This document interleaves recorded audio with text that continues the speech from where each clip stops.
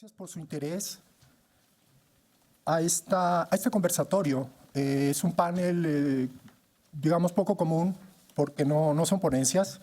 Venimos a conversar. De hecho, esa fue mi propuesta a mis colegas para que de alguna manera pudieran aceptar. Porque quiero hacer público, yo diría, y me atrevería así decirlo, que el tema es novedoso, es nuevo para nosotros. En realidad, esta relación del movimiento protestante con el derecho, pues yo diría que lo hemos tocado indirectamente y que, dada los 500 años del inicio del movimiento, con trabajos previos que ya conocíamos, nos animamos a tomarlo para tratar de compartir y reflexionar juntos sobre el tema. Es decir, la influencia del movimiento protestante en el derecho occidental a 500 años de su inicio, que justamente es hoy, se cumple hoy. Yo les propuse a ellos para poder entonces captar y seducirlos, para conversar entre ellos y con todos ustedes, un cuestionario, un guión de preguntas, en donde básicamente empezaríamos por la participación de los que quisieran tomar la palabra respecto a cuáles serían las ideas o principios que caracterizan el movimiento protestante.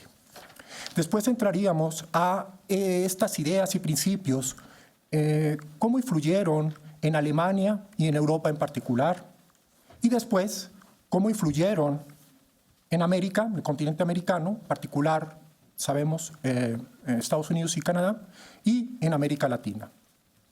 Y la última parte sería la influencia que tuvieron en particular en México, el movimiento protestante o las ideas protestantes, en la conformación, sobre todo en el siglo XIX, de lo que es ahora el México independiente, el México republicano. Estamos pensando que, por el contexto del instituto y sus funciones, cómo fue esta influencia, repito, en esas concepciones que permearon en el derecho, en lo que hoy llamamos el derecho occidental, en general y en particular en México. Y por supuesto, tratando de cómo fue esta influencia en los juristas, en sus juristas, en las personas que a fin de cuentas eran los que llevaban esas ideas a los parlamentos o a los congresos y a sus centros de enseñanza. Entonces, vamos a hacer este pequeño repaso, obviamente con su complicidad, en el sentido de que la media hora ustedes van a tener la palabra para comentar o preguntar lo que les interese también. Me voy a permitir entonces también presentar a cada uno de mis colegas, comenzando por la doctora María del Refugio González, quien es licenciada en Derecho por la UNAM, doctora en Derecho por la Universidad Complutense de Madrid. Actualmente es profesora investigadora de la División de Estudios Jurídicos del CIDE. Es autora del libro Historia del Derecho Mexicano y la Administración de Justicia antes y después de la Revolución, 1910-1920, editado por la Suprema Corte de Justicia en 2015, entre otros libros. Ha editado fuentes jurídicas del siglo XVI al XX, entre ellas Cedulario de la Nueva España, de Vasco de Puga, recopilación sumaria de todos los autores acordados, de Eusebio Ventura Beleña, las pandectas hispano-mexicanas de Juan N. Rodríguez de San Miguel, el diccionario razonado de legislación y jurisprudencia de Joaquín Escriche, anotado por Juan N. Rodríguez de San Miguel, y apuntamientos para el estudio del derecho constitucional mexicano de José María del Castillo Velasco. De sus artículos de investigación destacan Derecho de Transición, 1821-1871, La Nueva España en la Constitución Mexicana de 1917, Los nuevos comienzos en el constitucionalismo revolucionario. El proceso de formación del Estado de Derecho en México, los modelos de Estado en la Constitución de 1917, en coautoría con José Antonio Caballero Juárez.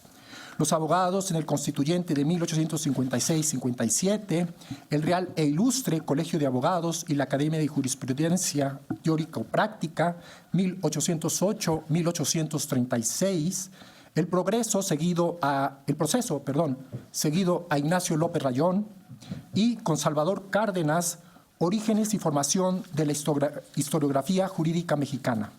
En fechas recientes, ha realizado varios trabajos sobre las constituciones de Apatzingán y la de 1917, entre ellos las constituciones políticas de 1857 y 1917 y el proyecto de constitución presentado por el primer jefe, análisis comparativo, en el CIDE, marzo de 2016. También tenemos, Cuca, gracias por aceptar, Carlos Francisco Martínez Moreno, quien es precursor de la Cátedra de Historia de la Masonería en México de la Facultad de Filosofía y Letras de la UNAM, catedrático en el Centro de Estudios Superiores y Navales y de la Secretaría de Marina Armada de México, en la Escuela Superior de Guerra de la Universidad del Ejército y Fuerza Aérea y en el Instituto Tecnológico Autónomo de México, ITAM. Asesor y catedrático en el Colegio de Defensa Nacional, doctor en Historia con mención honorífica aquí en la UNAM, maestro en Historia con mención honorífica también aquí en la UNAM y licenciado en Filosofía, medalla al mérito universitario por la Universidad Autónoma Metropolitana. Gracias, Carlos, también por aceptar la invitación. También tenemos a Guillermo José Mañón Garibay, quien estudió filosofía en la UNAM con tres de los principales filósofos transterrados, Adolfo Sánchez Vázquez, Ramón Chirao y Eduardo Nicol. Fue becario del Instituto de Investigaciones Filosóficas a partir del cuarto semestre y concluyó sus estudios de licenciatura con una tesis sobre uno de los más importantes pensadores de la Escuela de Salamanca, Francisco Suárez. Después viajó a Alemania y prosiguió sus estudios de maestría y doctorado investigando el tema de la objeción de conciencia en sus ciernes. Para ello estudió la obra del maestro Eckhart. Cuando se tituló de doctor, se le presentó la oportunidad de trabajar como periodista allá en Alemania. Al volver a México, continuó su carrera de investigador aquí en la UNAM, en particular aquí en el Instituto de Investigaciones Jurídicas. El doctor Héctor Fitzfierro, me comentó que vendría al evento desde el aeropuerto por tuvo un compromiso ayer académico fuera de la ciudad y que se incorporaría a nuestra mesa durante la misma, el desarrollo de la misma. Entonces, iniciemos, les decía, con base en este guión que preparé para que podamos tratar de plantear hipótesis en relación con esta influencia del movimiento protestante en el derecho occidental. Y lo que primero se antoja es tratar de ubicar o establecer ciertas características del movimiento protestante. En este sentido, preguntaría a los conversadores si alguno tendría algo que destacar en relación con estas características. Bueno, yo podría comenzar. Sí, por favor. Podría entonces decir exactamente, porque se refiere directamente al tema de mi doctorado, en donde tuve que ver con el maestro Eckhart, y como a su vez tuvo entonces también que ver con los movimientos heréticos de su época, las beguinas y los vegardos, cómo entonces exactamente se fue configurando los distintos movimientos como el de Baldo o de los hermanos del Libre Espíritu, que después entonces también desembocaron en la crítica a la manera de vida que tenían los clérigos en esa época, hasta entonces el movimiento luterano que divide la Iglesia. Y entonces siempre puede verse como, por ejemplo, con Pedro Baldo en Francia, ya una actitud herética para la Iglesia era el que se leyera la Biblia y se predicara en la lengua vulgar y que también entonces no se utilizara a ninguno de los padres de la Iglesia para interpretar las Escrituras. Esto lo hacía no únicamente Pedro Baldo, sino también las mujeres, las beguinas, que se reunían en comunidades, ellas sin la aprobación de la Iglesia Católica, y vivían entonces bajo sus propias reglas y otra vez leyendo la Biblia en el idioma, en este caso el antiguo alemán, y también entonces interpretándolo según les permitía entonces su propia información y preparación. Lo que se ve entonces con Lutero es exactamente al poner la primacía de la conciencia individual, lo que estaba haciendo era exactamente entonces permitirle a cada persona, según sus entendederas, hacer una interpretación de la Biblia. Y entonces con esto crear una nueva forma de religiosidad en donde la religión se iba a entender como la fe, que exactamente iba a guiar a la conciencia en la interpretación de estas escrituras. Y las consecuencias que va a tener de Lutero hasta Kant va a ser entonces el de la autonomía de la conciencia. Y se puede rastrear claramente a lo largo entonces de todo el pensamiento y la filosofía alemana cómo estas ideas luteranas van a tener un efecto primero en el barroco y después también entonces en la Ilustración hasta llegar entonces al romanticismo alemán. ¿No? Eso es entonces lo primero que yo podría decir al respecto para que después en una conversación con ustedes seguir entonces sacando otros puntos interesantes. ¿Alguien más que gustaría destacar?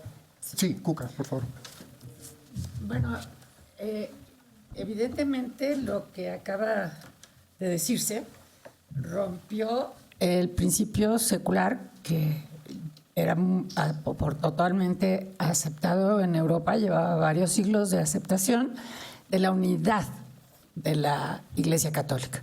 Y al fracturarse la Iglesia Católica en este tremendo cisma que se produce con las ideas luteranas, pues pasan muchísimas cosas, se desarrollan muchas cosas que no estaban pensadas. Cuando uno ve las tesis a distancia, realmente parece como que había un clima, que fue lo que generó que pudieran tener el éxito que tuvieron, porque si uno las lee, yo las traje, las puedo dejar aquí para que les echen un ojo, parece que todos las trajimos. No todas son revolucionarias o subversivas. Sin embargo, si causaron los efectos que causaron, es porque había un clima en donde prendió la semilla. Una cosa que me gustaría agregar es que Lutero se convierte a partir de este momento, porque hay un ir y venir con el Romano Pontífice. O sea, el Romano Pontífice no está de acuerdo, Lutero por supuestísimo no se retracta, lo excomulgan y tampoco pasa mucho más porque estaba apoyado por el príncipe, no me acuerdo el nombre, pero está apoyado. Entonces se hubiera hecho un conflicto muchísimo más grande del que ya estaba. Entonces se va deshaciendo. Yo traje un PowerPoint, pero a lo mejor no tenemos ocasión de ver sino algunos puntos del PowerPoint y lo dejaría aquí para los que quieran, que tiene incluso la foto del matrimonio de Lutero, porque al postularse muchas de estas cuestiones, pues los curas no tienen por qué ser célibes. Muchas de las cosas que se han venido diciendo por bastante tiempo se contradicen en esas tesis o en la discusión que se genera con esas tesis. Hay que acordarnos que el contexto en el que se da esta polémica es el de la recepción del jus comune en las universidades europeas. Entonces también identificar qué pasa en cada una de las universidades europeas a través de la transmisión de muchas de estas ideas no es tan fácil. Más adelante yo me quiero referir a, cuando estemos hablando de México, a la Escuela de Salamanca y cómo, pues, en algunos casos los inquisidores están muy pendientes para ir en contra de los protestantes, pero en otras cosas el pensamiento protestante está en las bibliotecas y no hay nada que hacer. O sea, no hay absolutamente nada que hacer. Hay una recepción completa de, no todas las ideas, pero hay autores que están en todas las bibliotecas, en las universidades bajo medievales y ya están ahí. O sea, ya forman parte de la cultura jurídica europea, podríamos decir. Es lo que yo quisiera Carlos. adicionar. Sí. Gracias. Yo rescato de lo planteado sobre todo me voy a referir a Martín Lutero, la diferencia que hace entre cristianismo y catolicismo. Es decir, la idea de que hay una religión universal, una religión católica, es una de las tesis que él va a echar abajo. Y esto lo hace retomando, como bien nos decían, una lectura directa de la Biblia, a partir de la cual, por ejemplo, irá en contra de la llamada indulgencia papal, en el sentido de que la salvación del alma, el cristiano, la puede conseguir por el verdadero arrepentimiento, por la contrición. Es decir, y aquí es una tesis que yo plantearía con relación a las tesis de Lutero, pensando en las últimas, que generalmente lo leemos como que Martín Lutero ha liberado a los hombres de la obligación con relación al Papa, pero lo que hay que decir es no que ha planteado una forma de libertad, permítanme decir libertina, es decir, que todo se vale, sino que al contrario, lo que exige es que se imite en la vida a la vida cristiana. Lo digo de otra forma, lo que exige Martín Lutero es más fuerte que lo que exigía el Papa. Así, Martín Lutero en algunas de las tesis, por ejemplo, de la 27ª, de la 27 a la 40ª, a la 40, va a estar atacando la idea de las indulgencias y diciendo que lo importante para el cristiano es ser un verdadero cristiano, alcanzar ese arrepentimiento. Y aquí, aunque él no lo dice textualmente, hay que estar pensando sobre todo en el libro de Mateo. En el libro de Mateo, donde se plantea esta idea de la metanoia, dirían en griego, la idea traducida como arrepentimiento o el ir más allá del nous, de la forma de pensar que nos ha hecho caer en el error. Otro aspecto que plantearía en términos de lo teológico es el asegurarnos que el verdadero tesoro de la Iglesia no está en lo que pretende León X a través de esta colecta con las indulgencias, sino que el verdadero tesoro de la Iglesia está precisamente en el mensaje del Evangelio, en la práctica de la vida cristiana.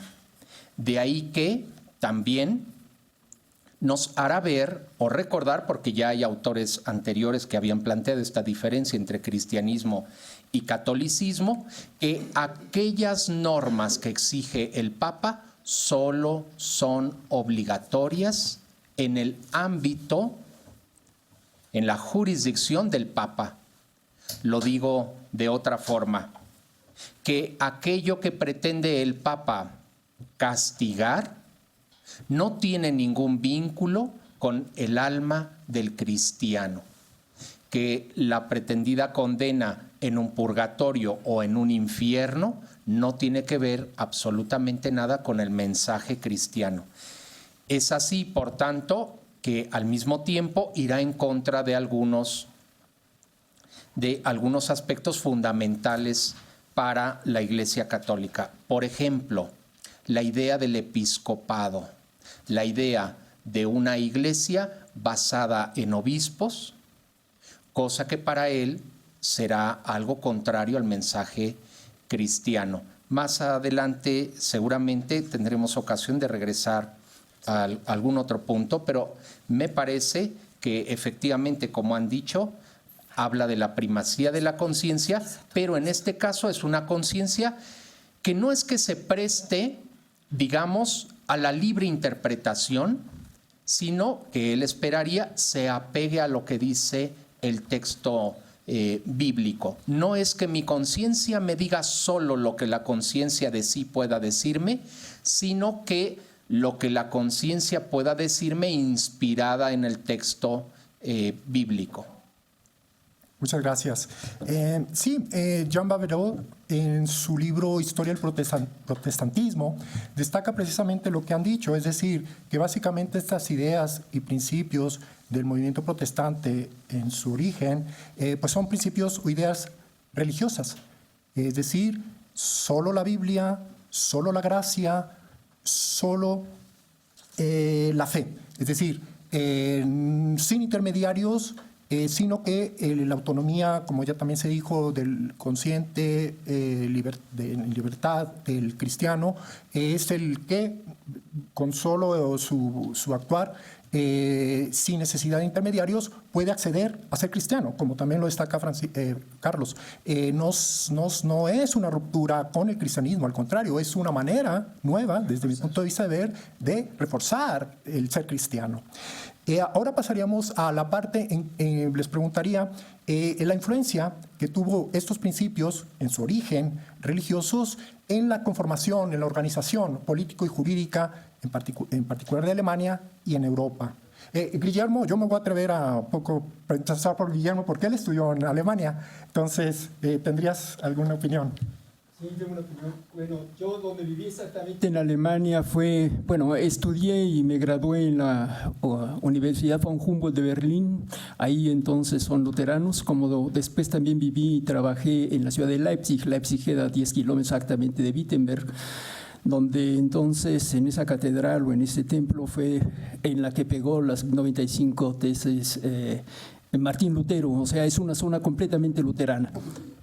Es una zona completamente luterana y entonces puede vivir, por eso exactamente la manera en que todavía hasta el día de hoy las personas, los alemanes, los sajones, entonces viven e incorporan en su vida todas estas ideas luteranas que no quedaron entonces en el olvido, en el pasado, que no son simple y sencillamente para interés del anticuario, sino que se siguen viviendo así, ellos siguen viviendo según estos preceptos todavía.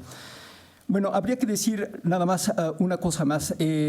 Lutero, como tal vez ustedes sepan, fue un monje agustino. Como tal, es un deudor de las ideas de San Agustín. San Agustín fue el creador entonces de la doctrina del pecado original. Y a partir exactamente entonces que para él todos los hombres nacen con un pecado original, la única forma entonces en la que pueden exactamente remontar el camino y dirigirse a Dios es a través de la gracia. Por eso si el creyente que ha recibido la gracia, únicamente con la gracia que ha sido dada por Dios y la fe es como puede salvarse y puede hacer entonces a un lado toda la jerarquía eclesiástica. Iglesia entendida entonces como una estructura burocrática que exactamente está administrando los sacramentos para su propio beneficio porque cobra exactamente entonces por ello. ¿Qué es entonces lo que se logra con el cisma? Se logra el nacimiento entonces de las iglesias nacionales. Y cuando se tienen las iglesias nacionales, entonces estas tienen que supeditarse al poder civil y también entonces con esto se rompe la doctrina de las dos espadas que había sido implantada por Bernardo de Claraval o de Clairvaux en el siglo XII en Europa, en donde existían dos espadas. Una representaba el poder civil, otra el poder eclesiástico y espiritual, pero las dos las tenía entonces el Papa y una las cedía o las subrogaba exactamente a los reyes para que ellos administraran el poder civil. Cuando entonces se da el cisma, entonces aparte de que es exactamente las iglesias cismáticas separadas, las luteranas, van a desconocer el derecho canónico, van a tener entonces que desarrollar uno propio, pero mientras tanto van a someterse entonces exactamente al poder y al derecho civil de los gobernantes.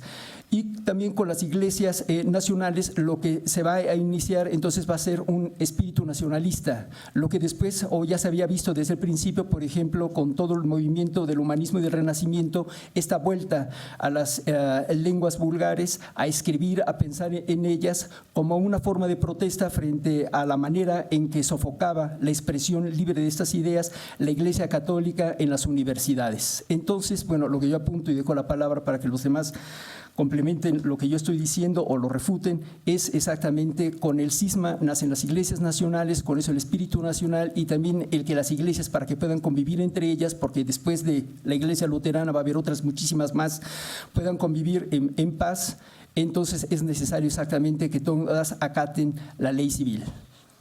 Gracias, Guillermo. ¿Alguien Sí, Cuca, por favor. Yo pensaría que el tiempo de las iglesias nacionales se va dando. No es justamente en la época de Lutero cuando ya encontramos las iglesias nacionales, porque no hay naciones, o solo que equiparemos las naciones con estas señoríos territoriales, de los cuales hay muchos, sobre todo en Alemania, donde efectivamente el señor se vuelve el poder civil y el poder eclesiástico, y entonces con el tiempo vendrá la nación, pero todavía nos falta un tiempo. Antes, este señor territorial es la autoridad, o sea, ya no está la autoridad episcopal, perdón, ya no está la autoridad pontificia, pero sí está la autoridad episcopal y el señor. El señor de Alemania era un conjunto de señoríos de distinta naturaleza, y es ahí donde se da la influencia. Algo que se nos está olvidando a todos y quizá es importante es que Lutero arrojó al fuego la bula que lo excomulgaba en un momento dado, bueno, cuando se dio la excomunión. Y esto significa, de alguna manera, la fractura con el derecho divino. Entonces, al fracturarse esta relación que después se hace en el amplio abanico que ha explicado el doctor Mañón, efectivamente, al fracturarse esta relación directa con el derecho divino, se interpone un personaje que después alcanzará un gran desarrollo en los siguientes siglos, que es la razón. O sea, si ya no es el derecho divino el que inspira mis actos, entonces ¿quién es? Pues es mi propia razón, guiada por todos estos elementos que ya hemos dicho. Esto es irreversible. Esto es irreversible. En algunos momentos parece que se desborda. La Iglesia Católica como tal tiene una reacción tardía, pero eficaz, que es el Concilio de Trento, donde va a volver a fijar algunas de las posturas que le parece deben conservarse. Pero quizás es eso en otra parte, ¿no? Sí. Pero es irreversible. O sea, todo lo que ya pasó, que hemos contado todos un poco, ya pasó. No hubo vuelta atrás. No hubo vuelta atrás. Ah, sí. Sí. ¿Carlos? Sí, aparte de la teoría de las dos espadas, que efectivamente, con base en un texto del Evangelio de Lucas, que casi es solo un renglón, Lucas 22:38, donde en el momento en el que van a ir a capturar al Jesús histórico, Jesús cambia su discurso, de tener un discurso de conciliación, de paz. De pronto a sus discípulos les pide que compren una espada. Y uno de ellos, hay quien dice que fue Simón, el apodado Pedro, dice: aquí hay dos espadas, y por tanto atribuyen a Jesús haber dicho: con eso basta, con eso es suficiente. Ese pasaje efectivamente se utilizó durante siglos como parte de la legitimación de las dos potestades que se decía tendría en todo caso el sumo pontífice, el Papa.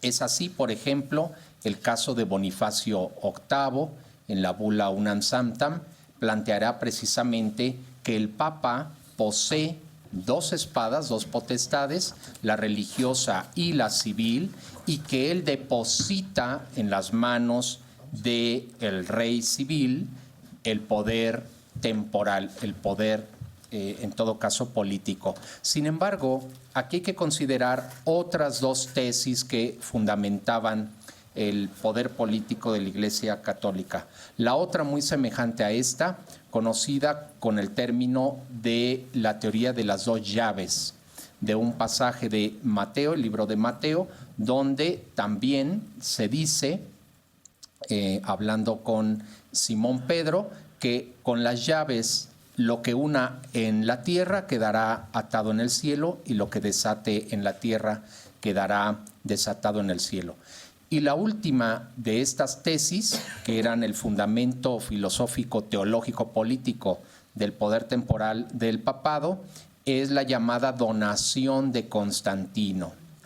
La idea de que hubo un pacto entre Constantino I, el Grande, y Silvestre I, de forma tal que hacia el año 313, después de la batalla del Puente Milvio, presuntamente es que hay una donación entre el gobierno civil y el gobierno propiamente religioso, para que el gobierno religioso asuma esta potestad de carácter temporal, que llevaría, por supuesto, al Concilio de Nicea en el año 325 y al establecimiento de aquellos principios que debía asumir o creer quien se dijera parte de esta religión llamada católica, el credo, creo en un solo Dios, Padre Todopoderoso, etcétera. Esto también se va a venir abajo con el planteamiento de Martín Lutero, porque Martín Lutero efectivamente, si bien podríamos decir que también busca un acercamiento entre la razón y la fe, no es semejante al que venían practicando en la Iglesia Católica. Es decir, no tiene que ver con el planteamiento tomista, que en todo caso retomaba la lógica aristotélica y su racionalidad teleológica para plantear como un fin último, un telos, aquel fin último de la sociedad, y luego entonces subordinar a los individuos a los intereses de la comunidad. No es este el planteamiento que podemos ver en Lutero, sobre todo me refiero ya a otros textos, no solo a las tesis, sino su texto, por ejemplo, acerca del gobierno mundano, como él lo llamaría, o sobre el gobierno civil, como en muchas ocasiones se traduce.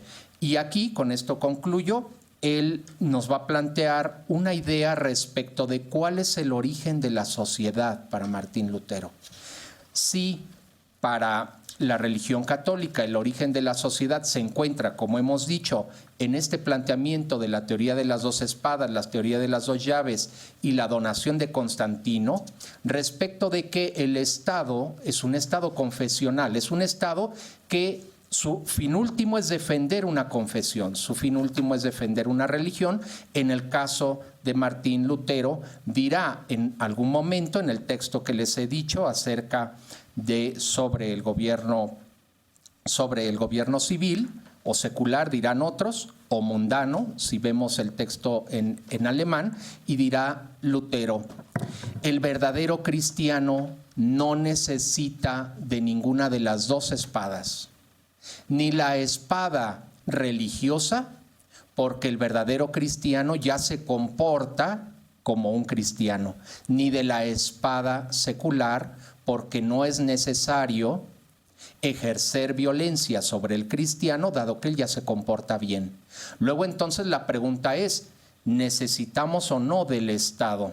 Esta será una de las críticas que le hará Calvino a Lutero, diciendo Calvino acerca de Lutero, que Lutero es un anarquista.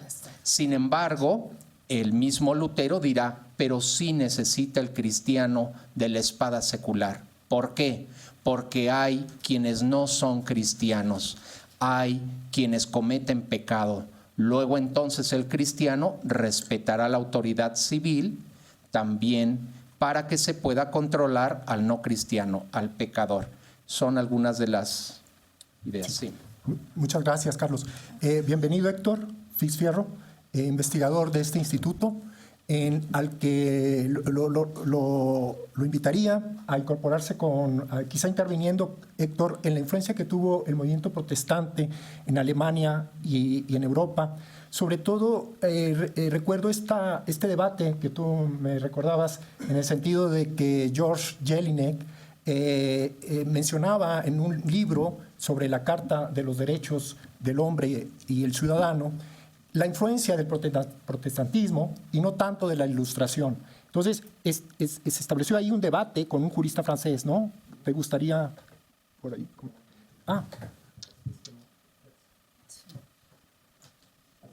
Muy buenas tardes. Comienzo disculpándome por llegar tarde. Resulta que vengo de Tepic, donde Jorge me mandó a traerle una salsa huichola, pero no había en el aeropuerto, entonces el viaje fue en vano, al menos desde ese punto de vista. Fue un compromiso que me surgió después y bueno, pues el compromiso fue que aunque llegara yo un poco tarde, podría yo participar.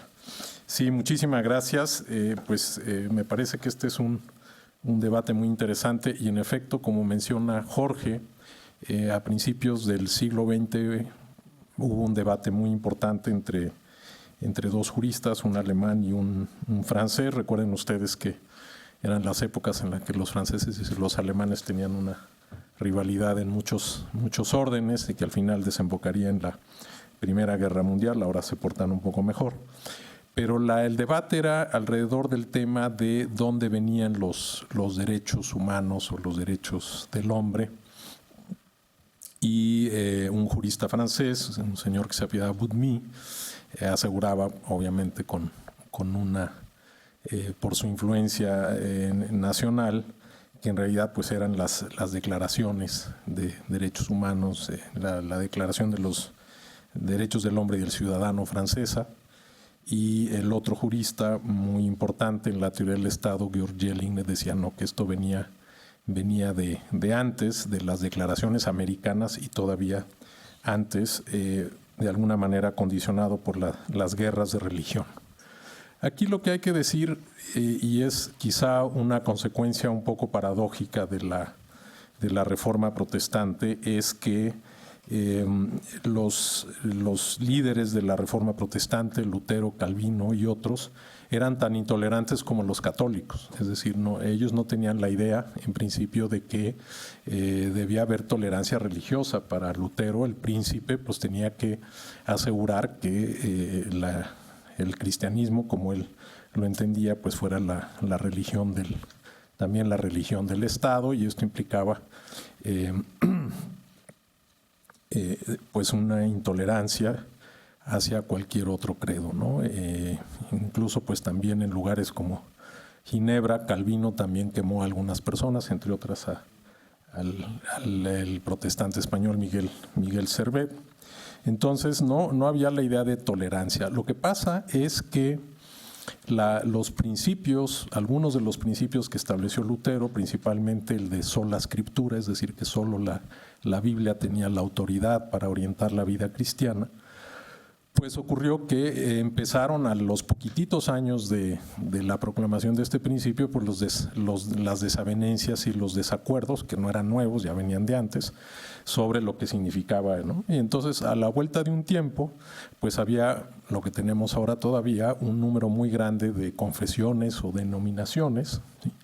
Y en algún momento fue muy difícil llegar a imponer digamos, una sola religión o una sola confesión religiosa, ¿no? Esto ocurrió en Holanda, en Inglaterra y en otros lugares. Francia y España fueron distintos porque ahí al final se impuso la Iglesia Católica, pero de todas maneras en una serie de lugares, pues al final creo yo que un poco por el instinto de supervivencia se acabó aceptando la tolerancia, en principio no por una aceptación, diríamos, de convicción filosófica, sino porque pues era la manera de mantener la cosa en paz.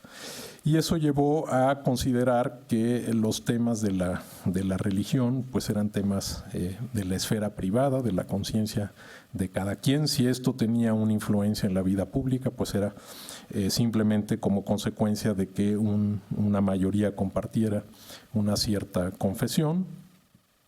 Y con el tiempo pues también se llegó a la idea, sobre todo por influencia de la reforma puritana en Inglaterra en el siglo XVII, de que la primera libertad y el primer derecho, ¿no? Ahí confluye con la idea de los derechos y las libertades, pues era la libertad religiosa, es decir, que era un tema en el cual el Estado podía haber una iglesia oficial, pero esto tenía que ir aparejado con el reconocimiento del derecho fundamental de libertad religiosa, y de ahí pues se derivaron también otros derechos. No estoy negando que haya habido otras líneas de reflexión importantes, pero piensen ustedes que autores como Hobbes o como Locke están muy influidos, sobre todo Locke, por las ideas del puritanismo calvinista. Entonces, bueno, obviamente es una discusión que no puede uno despachar en 3 minutos y que hay una gran...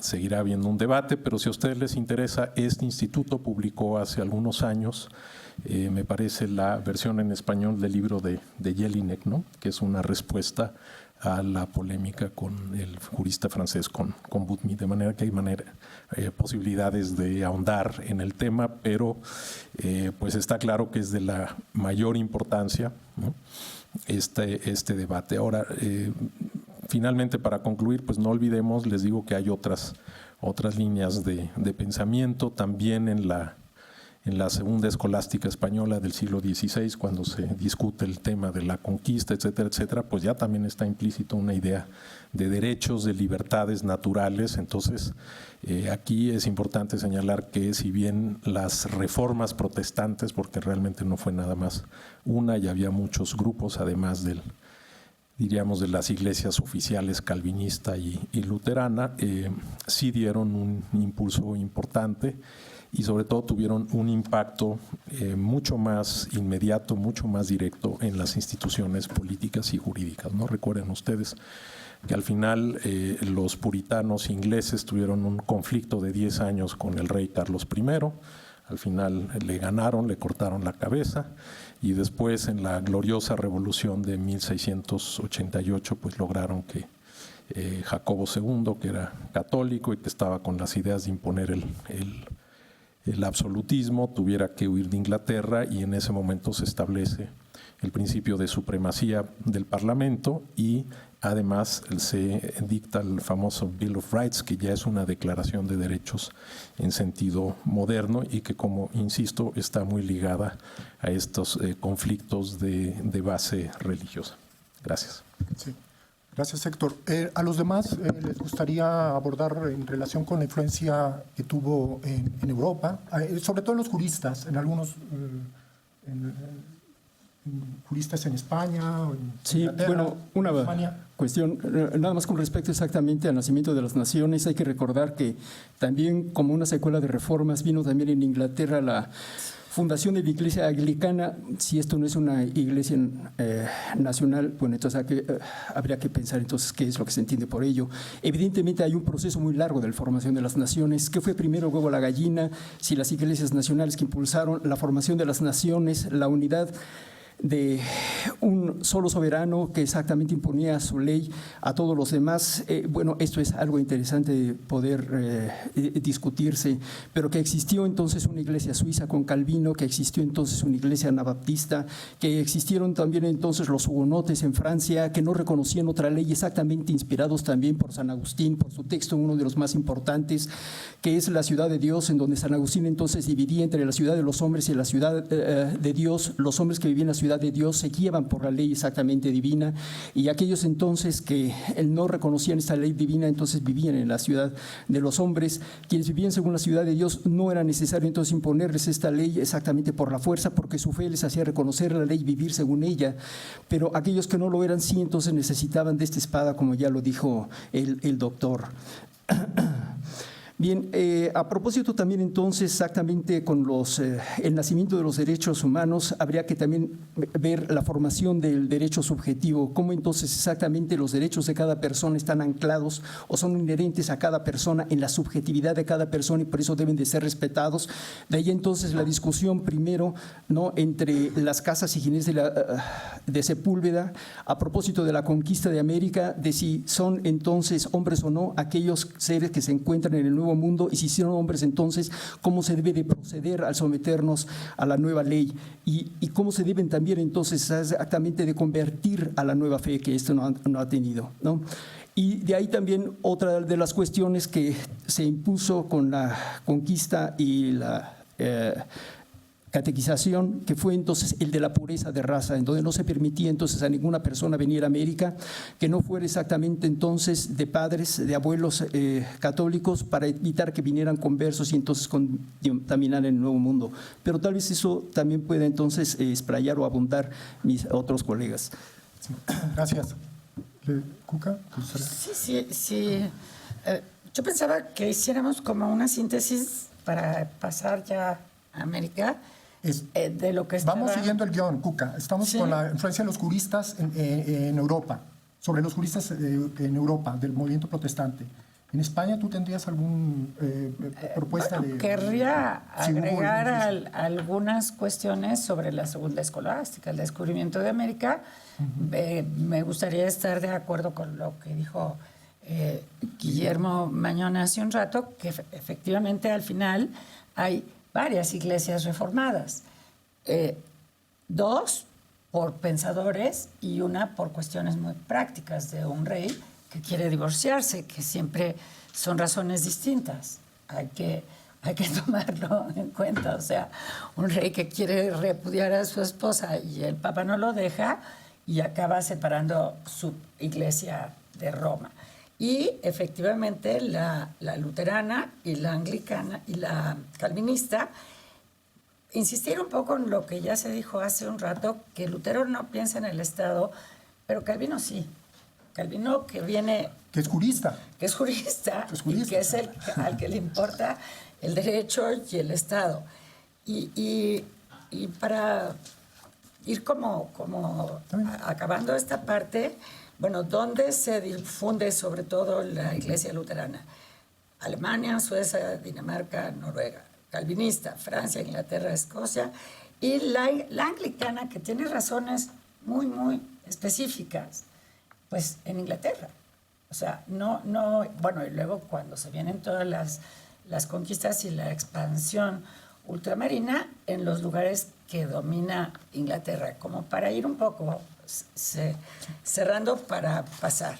Sí. Y quizá la otra cosa, bueno, no, porque después cuando ya estemos en América, sí me gustaría decir algunas otras. Sí, cuestiones. Carlos, Sí. en principio, no sé si nada más, pues, yo sé que tienes ya preparado algo, pero tú que conoces el tema de la masonería, hay una hipótesis, o al menos esa yo la tomé de Jean Babelot, que habla de la historia del protestantismo, la influencia en Inglaterra de los creadores de la masonería que eran protestantes. Bueno, Sí, bueno, Sí. iba a decir otra cosa, pero A entonces ver, no. respondo. Bueno, solo brevemente, Lo demás también, ¿no? Adelante. algo muy breve. Que digan las El derecho, dos. el derecho positivo, desde el ámbito eclesiástico, solo era legítimo si y solo si tenía un vínculo con lo que consideraban la ley eterna, la ley natural establecida por la providencia divina y el derecho canónico. Este será otro de los puntos o de los elementos que van a contribuir, con los que van a contribuir los reformistas, es decir, el romper este vínculo. El fundamento del derecho positivo, la legitimidad de la ley positiva ya no dependerá del derecho canónico ni del vínculo directo con la interpretación ortodoxa del dogma católico. Es decir, ya incluso hay antecedentes, Nicolás de Cusa, Guillermo de Ockham, Marsilio de Padua, el mismo Durando Alighieri, que van a plantear que hay una posibilidad de un cristianismo no católico. Pero, ¿cuál es la diferencia, por tanto, que aportaron los reformistas que no hubieran dicho antes los otros? Lo que sucede es que los anteriores habían enfatizado la figura de los obispos, la figura de los cardenales. No habían atentado contra esa estructura. Sí estaban en contra del Papa, sí estaban en contra de los abusos del Papa, pero ellos decían, ¿cómo podemos reformar esto? Regresando el poder al concilio. A esto incluso le hemos llamado el conciliarismo. Lo interesante es que estos otros reformistas, la propuesta que tienen es: no hay que darle el poder al concilio. El poder está en cada cristiano, en lo individual. Y en este sentido, efectivamente, se sienta un precedente para el liberalismo político que todavía tardará en llegar. Es decir, la idea de la defensa del individuo frente al Estado. Y aquí concluyo esta cuestión porque sí me llama la atención en el texto de 1520 de Lutero, que es interesante que él sí lo llame a la nobleza cristiana de la nación alemana. Pareciera que está un poco, como ya lo había hecho Durando Alighieri, en la idea de buscar una idea de nación vinculada al cristianismo que no esté supeditada a Roma.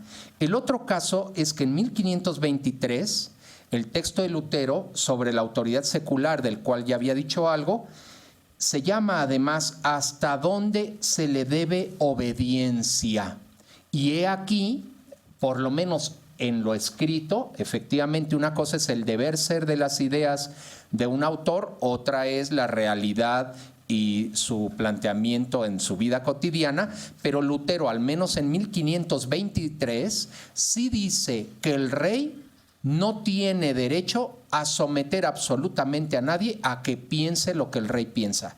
Y sí dice, por tanto, él habla ahí a favor de la libertad de imprenta, de la libertad de pensamiento, de la libertad de expresión, pero repito, lo dice en 1523 y seguramente así lo podemos observar en qué resultó su vida y cómo se creó después una iglesia luterana, efectivamente derivó en otra cosa. Pero en 1523, por lo menos al inicio, sí habla a favor de eso. Con relación a la cuestión masónica, efectivamente, aunque eso ya nos lleva siglos después, sobre todo el 24 de junio de 1717, en Londres, se establece la primera obediencia, la Gran Logia de Londres. Y efectivamente es de llamar la atención que en 1723, una vez que conforman la Gran Logia de Londres, se preguntan bajo qué normas se van a regir. En 1723 publican la primera edición de las constituciones, conocidas como constituciones de Anderson, y ahí establecen libertad de pensamiento en materia religiosa y le llaman genéricamente a la divinidad el gran arquitecto del universo para poder aceptar individuos de otras profesiones o de otras religiones. Pero en 1738 publican la segunda edición de las constituciones masónicas y ahí ellos ponen libertad de conciencia en materia religiosa. Y ese año será el mismo en el que el Papa Clemente XII, Clemente XII, va a condenar la masonería por herética y va a decir que quien sea masón quedará excomulgado. Es interesante, con esto termino, que en una Inglaterra anglicana, donde practicar el catolicismo era practicar una religión contraria al Estado, es decir, un delito contra el monarca, el lugar donde había católicos eran las logias masónicas. Es decir, que incluso en las logias masónicas en Inglaterra el contexto es muy diferente a como podríamos leerlo desde América Latina. Es así que efectivamente las ideas, no necesariamente luteranas, pero sí reformistas, impactaron en el nacimiento de la masonería. ¿Por qué? Porque estas ideas las habían tomado de John Locke.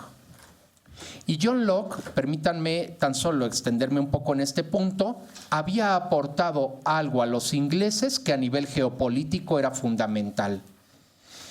Si recordamos el Tratado de Tordesillas, si recordamos las bulas alejandrinas, Rodrigo de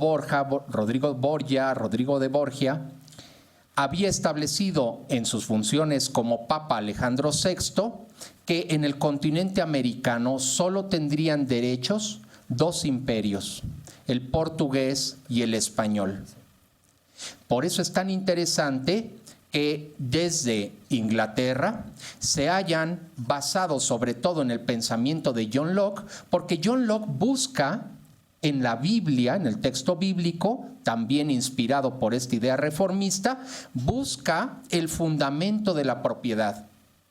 El Papa dice que no podemos entrar en América, porque el Papa ya repartió el mundo. Sin embargo, John Locke dice, la propiedad nace del trabajo que fue un castigo de Dios a los hombres.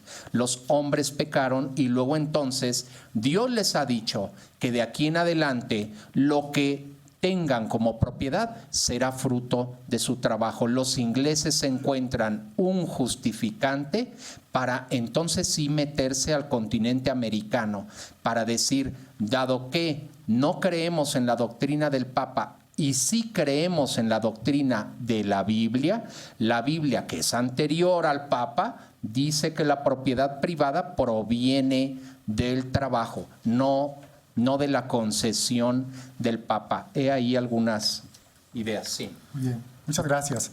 Continuando con nuestro guión, pasaríamos a ver, deseo participar, en la influencia que ya tuvo el movimiento protestante en Estados Unidos, en particular, en la parte norte de nuestro país, hacia arriba, y en América Latina. ¿Alguien le gustaría? Sí.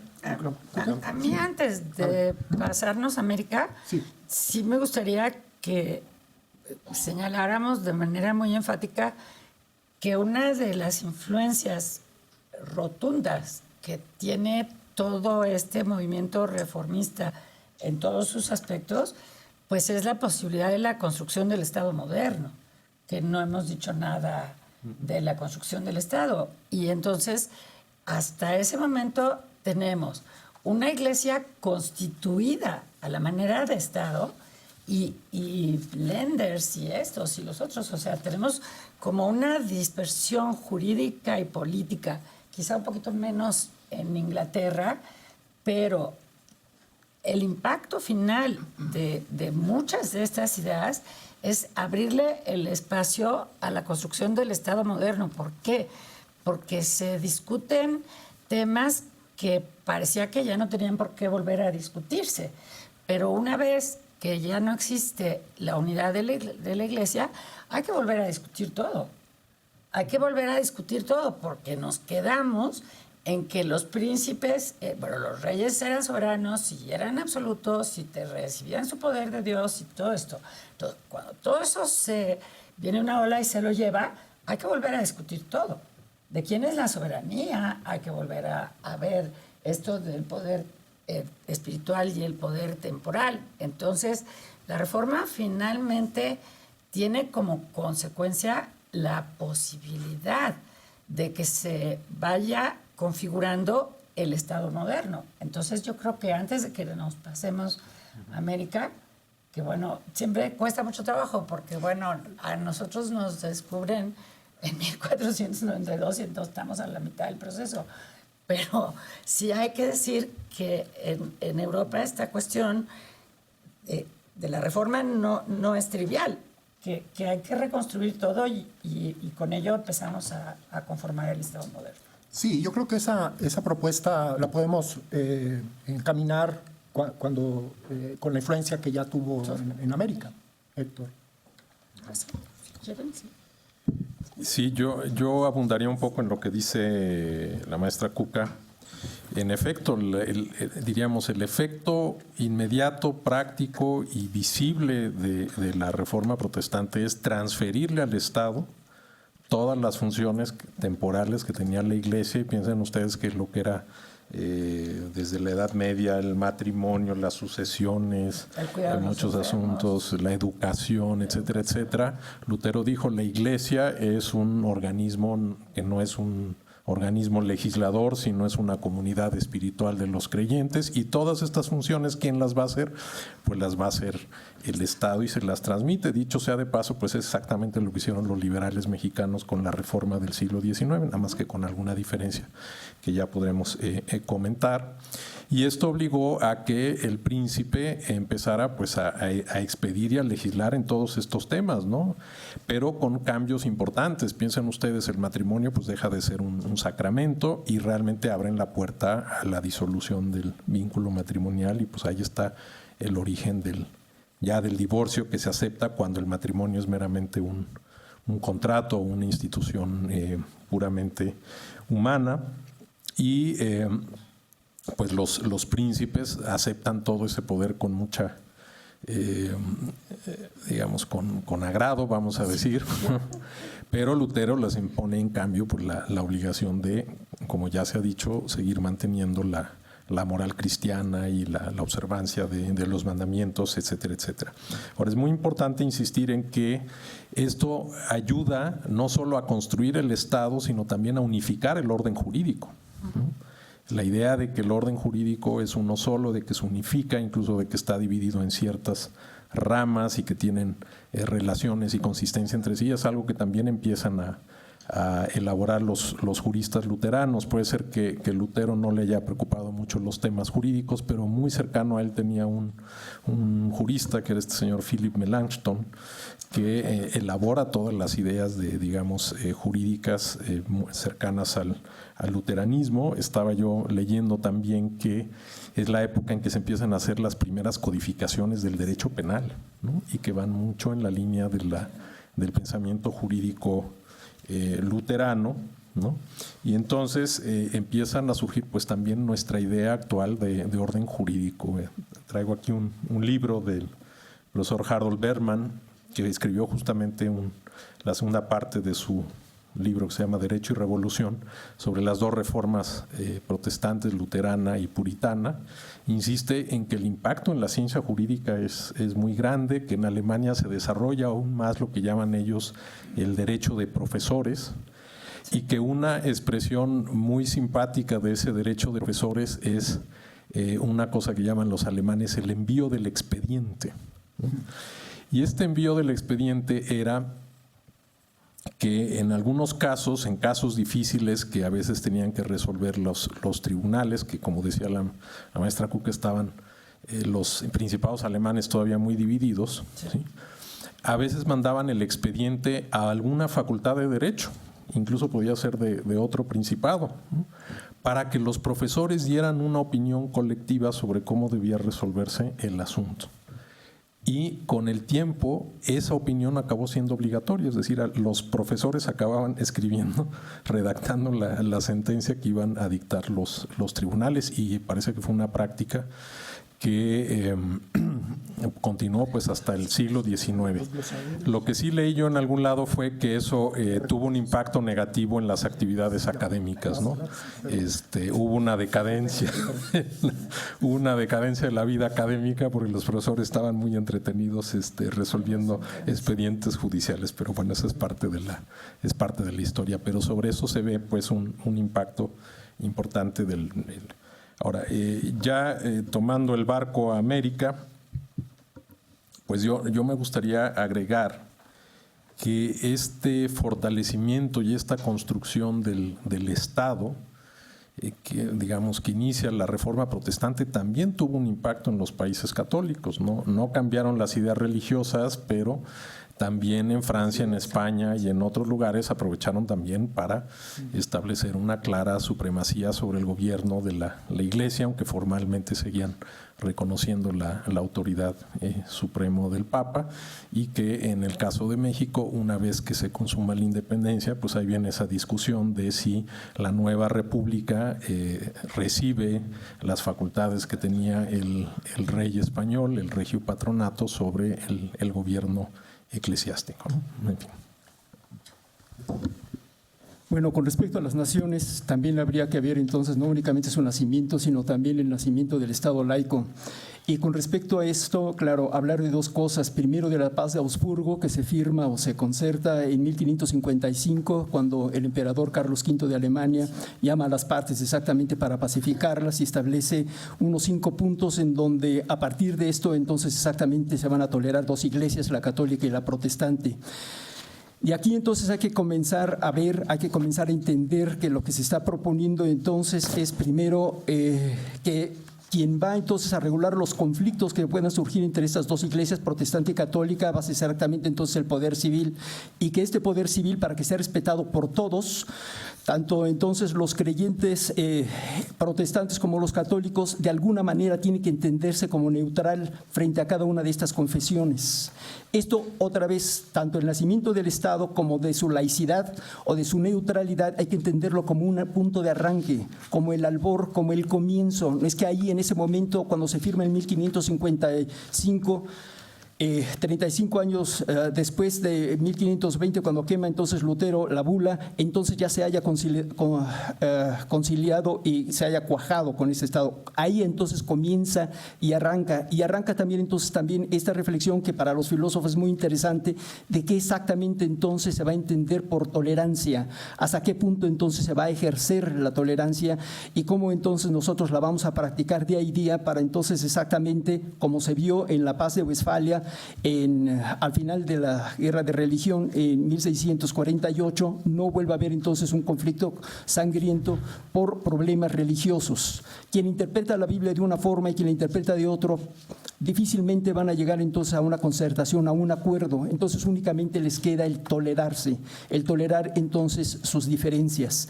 Se ha hablado entonces de John Locke, él tiene exactamente una carta a la tolerancia, como antes entonces ya había escrito la suya Erasmo de Rotterdam, y entonces van a pulular exactamente estas reflexiones y escritos, y se va exactamente entonces a hacer patente la necesidad de estarnos tolerando para poder vivir entonces en un estado religioso, pluricultural, pero que entonces para que los distintos conflictos entre particulares vayan a ser reglamentados y desahogados, va a tener entonces que existir un Estado, un poder civil neutral.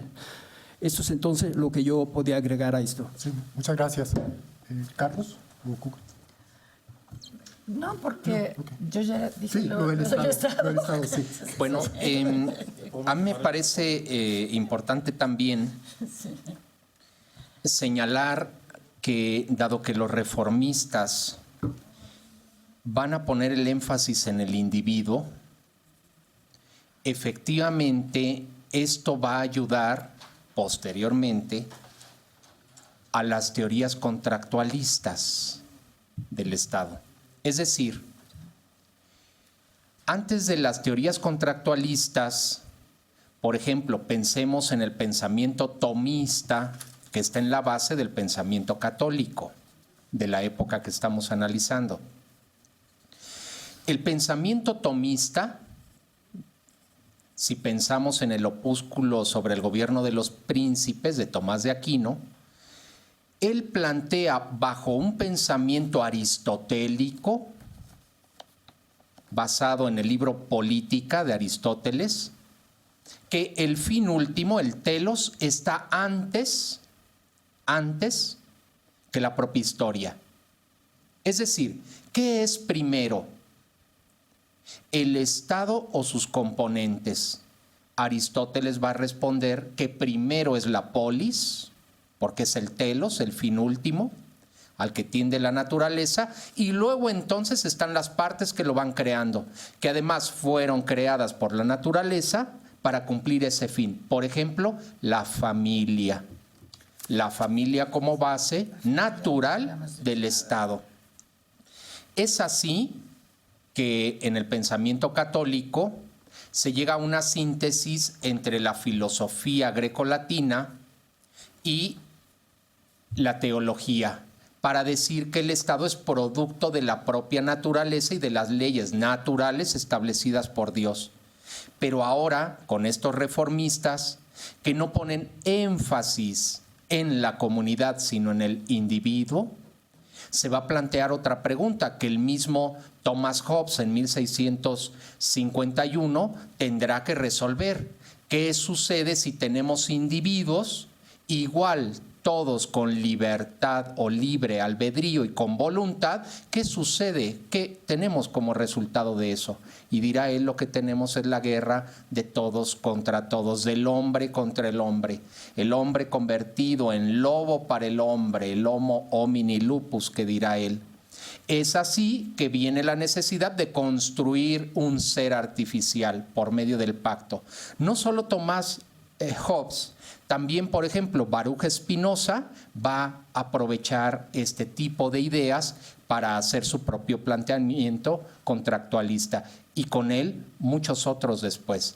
Por ejemplo, entre ellos podríamos plantear a Rousseau. Y al hablar de Rousseau, quiero decir que va a haber una diferencia entre lo que se entiende por derechos del hombre en Inglaterra y derechos del hombre en Francia. De hecho, los ingleses van a pretender cuidarse de lo que sucede en Francia. Es así que Burke, por ejemplo, estará planteando que el gobierno debe ser patriarcal, y dice, como era en un principio con el padre Abraham, así debe ser, ese es el gobierno. Luego entonces, ¿cuáles son los derechos que aceptará Inglaterra? Dirá, los derechos concedidos a los súbditos. No el reconocimiento de derechos naturales, como pide Francia, sino la concesión que el rey otorgue a sus súbditos. Esa es una diferencia importante. Por tanto, al hablar ya de América y además al hablar del norte del continente, hay que decir que los luteranos son los que menos participaron en la llegada y en la fundación de las 13 primeras colonias. Hubo puritanos, baptistas, calvinistas, cuáqueros, pero no necesariamente luteranos. Cosa distinta estará surgiendo en el centro del continente, en este territorio en el que llegará otro tipo de pensamiento, y precisamente la contrarreforma. Es decir, habría que decir que también el impacto en los juristas va en sentido contrario, no solo por lo que aportaron los reformistas, sino por lo que los contrarreformistas quisieron hacer para derribar este pensamiento. Por ejemplo, Francisco de Vitoria, que va a establecer en algunos de sus escritos, sobre todo cuando habla del poder civil, precisamente hablará en contra de la racionalidad, de la interpretación subjetiva del texto bíblico. Y no solo, sino que dirá en algunos de sus axiomas que aunque haya un concilio universal, no pueden echar abajo la ley divina, fundamento de la ley positiva, en este caso del reino español. Y con ello justificará muchas otras cosas, como la guerra justa. Y con esto concluyo este comentario. ¿Qué otro aspecto va a ser cuestionado? La relación violencia-cristianismo. Efectivamente, ya Erasmo de Róterdam se había manifestado en contra de la llamada Guerra Santa. El mismo Guillermo de Ockham, que él sí hablaría ya de derechos humanos, Guillermo de Ockham diría: los reyes no tienen obligación de someter a nadie aunque no practique su religión. En tanto que en el sentido luterano pareciera que la idea es: no podemos someter a alguien a que crea la religión del rey siempre y cuando el rey sea cristiano también, ¿de acuerdo? Pero ya para Guillermo de Ockham sí hay la posibilidad. Guillermo de Ockham se pregunta: ¿y qué pasa con los musulmanes? Y dice él: tienen derecho a ser musulmanes porque Dios les ha concedido la libertad religiosa. En este caso no estamos en eso. Sí estamos, como bien dicen, llegaremos a la idea de tolerancia, pero todavía no de libertad religiosa. Incluso nosotros, pensémoslo, en México. La Santa Muerte, hasta donde me acuerdo, todavía no tenía registro en la Secretaría de Gobernación como religión. Luego entonces somos un Estado que practica la tolerancia religiosa, no necesariamente la libertad religiosa. Es decir, desde el Estado normamos qué religiones tienen o no legítimo derecho de practicarse. Eso efectivamente, ahora que entremos ya al caso de esto de territorio, lo mencionamos. Sí. Sí, así es, así es. Pasaríamos entonces ahora a quien quiera participar, a la influencia que tuvo el movimiento protestante en México en particular, ¿no? Yo creo que aquí en principio pensaríamos que habría 2 periodos o 3 periodos a destacar. Durante la colonia, el México independiente y la actualidad. Ahí, pues, quien quiera participar. A ver, sí. Bueno, a mí me gustaría, con todo lo que llevamos dicho, un poco para que entendamos qué pasó en la Nueva España. Ya quedó claro que reinos católicos siguen siendo España y Portugal. O sea, no entran en la Reforma, participan en el Concilio de Trento, están completamente satisfechos con todas estas ideas pues, más conservadoras o no protestantes, no protestantes. Sin embargo, ya se había quedado el huevo de la serpiente en la recepción de muchos pensadores a través del ius comune. Entonces, aunque hay un estrictísimo control de qué se lee y qué no se lee, y a quién se persigue y a quién no se persigue, pues no todo el mundo habla latín, y en las bibliotecas ya están muchas de las ideas protestantes de Salamanca.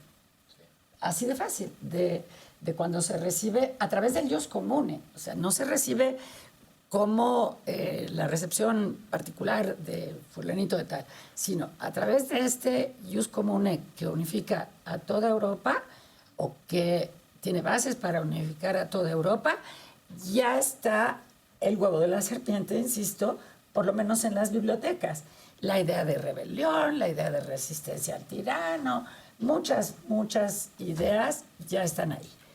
Por el otro lado, en la vida cotidiana, por lo menos en la Nueva España, hay una persecución muy notoria. No hay una guerra de religión, porque a los indios no se les puede hacer la guerra por sus creencias, porque no habían abjurado de la palabra de Dios. Nunca conocieron la palabra de Dios, entonces no habían abjurado de ella, entonces ni siquiera son sujetos de inquisición. A ellos, cuando se les hace alguna acusación, su caso se ve en la jurisdicción ordinaria del obispo. No son sujetos de inquisición. Entonces, ya tenemos por lo menos 2 dimensiones totalmente separadas y 2 realidades, diría yo, totalmente separadas, a la que hay que agregarle otro tercer piso, que son las discusiones en Europa sobre la naturaleza de los indios, qué pasa con el continente, si había llegado el apóstol Santo Tomás mucho tiempo antes. O sea, ahí hay 3 niveles distintos, por lo menos, de análisis. No tenemos la reflexión de los pueblos aborígenes más que en la visión de los vencidos. O sea, en muy pocos textos tenemos la visión de los aborígenes, pero sí quisiera que lo pensaran como que son distintos enfoques, distintas perspectivas. Y por el otro lado, que en la Nueva España, y probablemente mucho más que en cualquier otra de las colonias o de los reinos americanos de España, se desarrolla mucho más que en cualquiera de los otros, una masa crítica. O sea, con todo y todo, porque es la Nueva España, porque está más poblada, porque tiene universidad, porque tiene abogados. Cuando se hace la independencia de México, el Río de la Plata tiene 1000 y pico habitantes, 1000 y pico cabezas de familia. O sea, pensemos las diferencias tan notables que hay entre Lima, en los 2 lugares donde hay yacimientos mineros, que son la Nueva España y el Perú. Entonces, todas estas discusiones que se dan a partir del descubrimiento, bueno, por el descubrimiento, a partir del descubrimiento y luego para la conquista y evangelización, se dan en esos distintos niveles. En el nivel popular, donde cualquier idea o cualquier libro que esté en el índice, porque esa es la otra gran herramienta que tuvo la Iglesia Católica, los libros que no le gustan los pone en el índice. Ahora, es cosa de ir a buscar o no buscar. Y en la Nueva España muchas veces, por ejemplo, Solórzano Pereira está en el índice y nadie va a buscar si está, porque ya saben que está.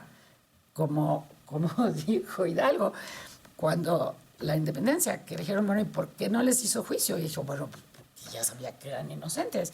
O sea, ya saben qué libros están en el índice. Entonces, como es un clero regalista, es un clero que está mucho más vinculado al rey que al romano pontífice, pues entonces, ¿para qué van y buscan en el índice lo que está prohibido si ya saben que está prohibido? Entonces, sí me gustaría que pensáramos en estos tres niveles. Ahora, no hay quema de brujas, no hay una guerra de religión para nada, como hay siglos, 2 siglos por lo menos en Europa, y la persecución de las idolatrías, que es muy distinto que otra religión, o sea, admiten que son idolatrías, se hace en la jurisdicción ordinaria del obispo. Gracias. Bueno, Doctor William. a mí rápidamente me gustaría decir algo, para que se pueda saber exactamente qué es lo que se concebía aquí en América, sobre todo entonces en la Nueva España, acerca de las iglesias luteranas. Hay que ver entonces la condena del obispo Abad y Quiepo a Hidalgo, en donde en uno de los párrafos lo condena exactamente de luterano y calvinista, y atentar entonces en contra de la Santa Iglesia Católica. Entonces era casi como exactamente el diablo. Y sí, como lo dijo de la doctora, hay que tomar en cuenta que tanto Portugal como España son hijos de la Contrarreforma, del Concilio de Trento, que tuvo lugar en 1545, y que eso también entonces predispuso a una actitud exactamente de catequesis en todo el Nuevo Mundo, de intolerancia religiosa. Y desde ahí entonces se puede entender una de las actitudes, por ejemplo, del obispo Diego de Landa en Yucatán, de quemar 20 o 20 y tantos códices, o sea, de no hacer ninguna valoración positiva acerca de la cultura que aquí se había encontrado, sino simple y sencillamente destruirla y poner sobre ella exactamente la cultura de la religión verdadera, que es para los españoles la católica. En relación con esto, yo diría que a lo mejor ya para el momento en que condenan a Hidalgo y la segunda mitad del siglo XVIII, en realidad yo creo que ya no son ideas luteranas o protestantes, sino ya diríamos son ideas modernas, ¿no? Son y ahí, ideas modernas. pero que incluso son ideas modernas que hasta comparten en alguna medida los mismos reyes españoles del Imperio Español, ¿no? Recordemos que las reformas borbónicas y la Ilustración pues tienen un impacto, expulsan a los jesuitas de todas las posesiones españolas, etcétera. Entonces, llega un momento en que ya no está claro cuál es la diferencia entre luteranismo, calvinismo y lo que sea, y ya lo que son las ideas que llamamos ahora políticas contemporáneas. Si puedo hacer un comercial, hay un libro de la doctora Alicia Mayer, fue directora del Instituto de Investigaciones Históricas, lo tengo en casa, no lo he leído, pero se llama Lutero en el Paraíso, ¿no? Que se dice La Nueva España en el espejo del reformador alemán. Es un libro que ella escribió para mostrar que de todas maneras era una especie de sombra, ¿no? O de una figura que echaba una sombra larga aquí hacia la Nueva España, que fue una especie de tentación y de peligro que estuvo constante, a pesar de que en principio parecía que el Imperio Español y la Iglesia tuvieron éxito en mantener a raya estas herejías, ¿no? Ahora, la verdad es que pues la herejía ha sido siempre la sombra y la tentación del cristianismo desde los primeros años, o sea, no es concebible que en cualquier momento no haya todas estas... la pregunta es cómo tratamos con ellas o cómo tratan con ellas la iglesia o los creyentes, ¿no? En algunos momentos de la historia, y la verdad es que eso pues lo consideramos cuestionable, pues es a sangre y fuego, ¿no? Y llega un momento en que decimos, bueno, pues no tiene ningún sentido matarse por esto, pero habría también, digamos, concediéndole alguna razón a la idea de autoridad eclesiástica que trata de evitar esto, es que pues si se deja la libertad, esto se expande y al final pues sí llegamos a una situación de un pluralismo donde prácticamente cualquiera, o esa es la idea, cualquiera puede hacer o definir sus creencias de la manera, como decía la Constitución antes en el artículo 24, no sé si sigue diciendo, ¿no? Cada quien puede adoptar la creencia que más le agrade. El tema es que desde un cierto punto de vista no es un tema de agrado, sino es un tema de verdad, y si la verdad es una, pues entonces de ahí se derivan muchas consecuencias. Gracias. Carlos. Sí, dado que ya estamos hablando como del impacto y la transformación que fueron teniendo estas ideas, lo que también me interesa a mí, digamos, aportar, es que hay una tesis, una idea que va a ser fundamental para todos estos movimientos de independencia, de liberación, que es la idea del regicidio. Es decir, cuando hablamos de el opúsculo sobre el gobierno de los príncipes de Tomás de Aquino, Tomás de Aquino se pregunta qué debemos hacer si el rey deja de ser rey y se convierte en un tirano. Es decir, ¿qué hacemos si el rey se aparta de la doctrina cristiana? Nuestro rey cristiano se aparta de ella, y luego entonces, ¿qué sigue? Y Tomás de Aquino da una respuesta. Si el rey se ha convertido en un tirano, luego es por los pecados del pueblo. El pueblo debe someterse incluso al tirano, porque seguramente Dios lo mandó por los pecados del pueblo. Y Tomás de Aquino dice que siempre hay que aceptar el tirano. No, dice, salvo que ese tirano se oponga a los principios del Papa, luego entonces, ahí sí, el Papa, recordemos la teoría de las 2 espadas, las 2 llaves, la donación de Constantino, luego entonces el Papa puede llamar a otros príncipes cristianos para someter a este que se ha separado, ahora sí, de la ley de Dios. No es concebible que un rey tirano e incluso no tirano esté en contra del Papa, porque sería tanto como estar en contra de Dios.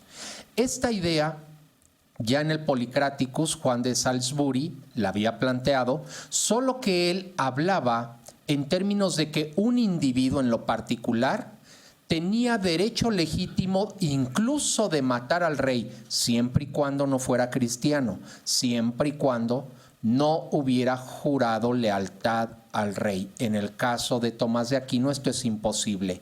Pero ya en el mundo de América, ahí sí que se va a tomar la idea del regicidio. Y sobre todo se van a apoyar en Juan de Mariana, un jesuita, para decir precisamente que si el rey se ha apartado de la doctrina cristiana, es legítimo someterlo, es legítimo matarlo. Y otro aspecto que hay que retomar es el que hemos dicho, el rompimiento con la teoría de las 2 espadas y el rompimiento con la teoría de las 2 llaves. Sin embargo, pensemos en un antecedente. Cuando en 1804 Napoleón Bonaparte se autoproclama emperador, lo está haciendo al margen de la Iglesia Católica. Luego entonces, si han visto los cuadros de la coronación de Napoleón, el Papa presuntamente se queda solo viendo. espantado diciendo, bueno, ¿de dónde le viene a este el poder si no es de mí? Y el mensaje que manda Napoleón Bonaparte al mundo es: el poder político me viene de mí mismo, es decir, una autocracia. Esto para los cristianos sería tanto como una herejía. Todo poder proviene de Dios. No obstante, para el dogma católico proviene de Dios a través del Papa. Para los cristianos no católicos, los que llamaríamos reformistas o protestantes, el poder viene de Dios a través del pacto que hacen estos hombres. Esto se va a retomar también en América. En el año de 1812, el 19 de marzo de 1812, se van a reunir en Cádiz y bajo esta idea, porque seguirán siendo cristianos, no necesariamente van a seguir adoptando la idea de la teoría de las dos espadas ni de las dos llaves, pero sí van a aceptar una visión cristiana para promulgar la Constitución de Cádiz, o la Pepa, como dirían algunos otros, por el día de José, el 19 o San José, 19 de marzo. Y hay que decir que en la primera mitad del siglo XIX mexicano, aquí sí que hay también un impacto de las ideas cristianas no católicas en los llamados liberales, en los llamados progresistas. Pensemos, por ejemplo, en el planteamiento de Valentín Gómez Farías. Ya me estoy yendo hasta los 30. En 1833, cuando él establece las reformas liberales, tiene una visión cristiana, pero una visión no católica. Es decir, van a legislar a favor incluso de la educación religiosa, porque van a adoptar el lancasterianismo, donde incluso se va a dictar doctrina, se va a aprender el catecismo de Ripalda, un jesuita, pero es interesante ver que tendrán un pleito con la estructura política del clero católico. Es decir, no aceptarán del todo la visión católica de la política, pero sí una visión cristiana. Y concluyo con esto en este sentido. Hay, por tanto, también un impacto en la educación. Los protestantes serán las religiones del libro. Es decir, lo que va a plantear ya desde Martín Lutero, y además con el impulso que la imprenta ya iba teniendo cada vez más, es la idea de que cada quien puede acercarse al texto bíblico. Esto no se va a tener en el mundo católico.